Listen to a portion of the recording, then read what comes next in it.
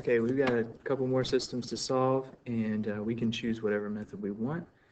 These are set up very well for elimination. And so um, we can only eliminate them, though, if they have the same coefficient in front of either x or y. Okay, so I'm just showing that if they don't have a coefficient, it's 1. All right, so neither one of these will line up. So what can we do? Well, if we want to eliminate the x's, we could multiply this top equation by 5. Or we could multiply the bottom equation by 5. I'm going to do the top by 5, and when you do that, you get negative 5x plus 5 times 5 is 25y equals 150. All right, don't forget that you are basically distributing that 5 and multiplying every single term. All right, the bottom one stays the same, 5x, draw a line here, 5x plus y equals negative 20. And then I have to decide, what am I going to do? Am I going to add this bottom equation or subtract it? Well, negative 5 plus 5, they're opposite signs, so I'm going to add. Negative 5 plus 5 is 0, that is eliminated. 25 plus 1, 26y equals 130. Okay. I'm going to divide by 26, and when I do that, I get 5. So y is 5, I know that.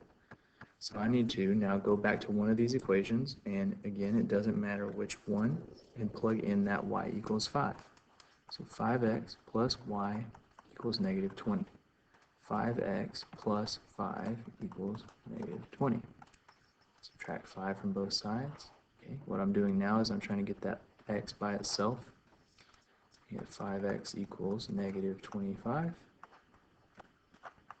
and I get x is negative 5. So my final solution, negative 5, comma 5. You write it as an ordered pair. All right, last one, a little more difficult.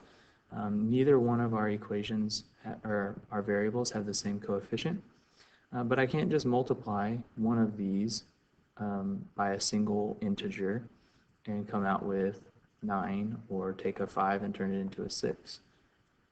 So what should I do? Well, you can multiply both equations. I can multiply this by something, and I can multiply the top equation by something.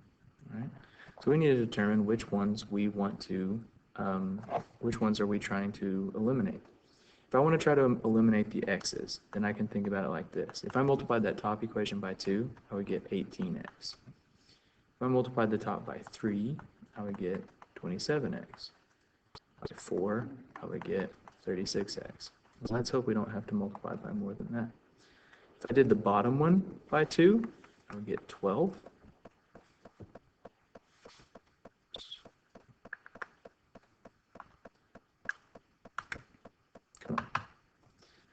If I multiplied it by 3, I would get 18x, and hopefully you see this right away. And if I multiply 9 by 2, I get 18. If I multiply 6 by 3, I also get 18. Back in the day, when you were younger, you did the same process to find least common denominators when you were adding fractions. Okay, so we're just applying that to systems to try to eliminate. When I multiply by 2, I get 18x minus 12y equals negative 6. And for this equation, I get 18x minus 15y equals negative 12. Now I'm ready to either add or subtract this bottom equation. And since they have the same sign, I'm going to subtract 18x minus 18x. No more x. Now this is where it gets tricky. You don't want to make a mistake here. Negative 12y minus negative 15. That's the same as just doing negative 12y plus 15, which is 3y. Negative 6 minus, got to go back to the minus sign, negative 12. That's the same as negative 6 plus 12, which is 6. Divide by 3, and you get y equals 2.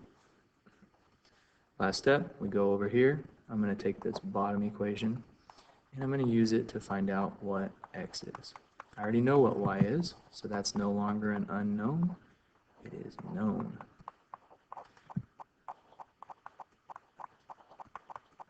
And I'm showing a lot of steps in solving here. 6x is equal to negative 4 plus 10. Divide by 6. X equals 1. There is your solution. All right. The tough one's coming up next. 3 equations, 3 unknowns.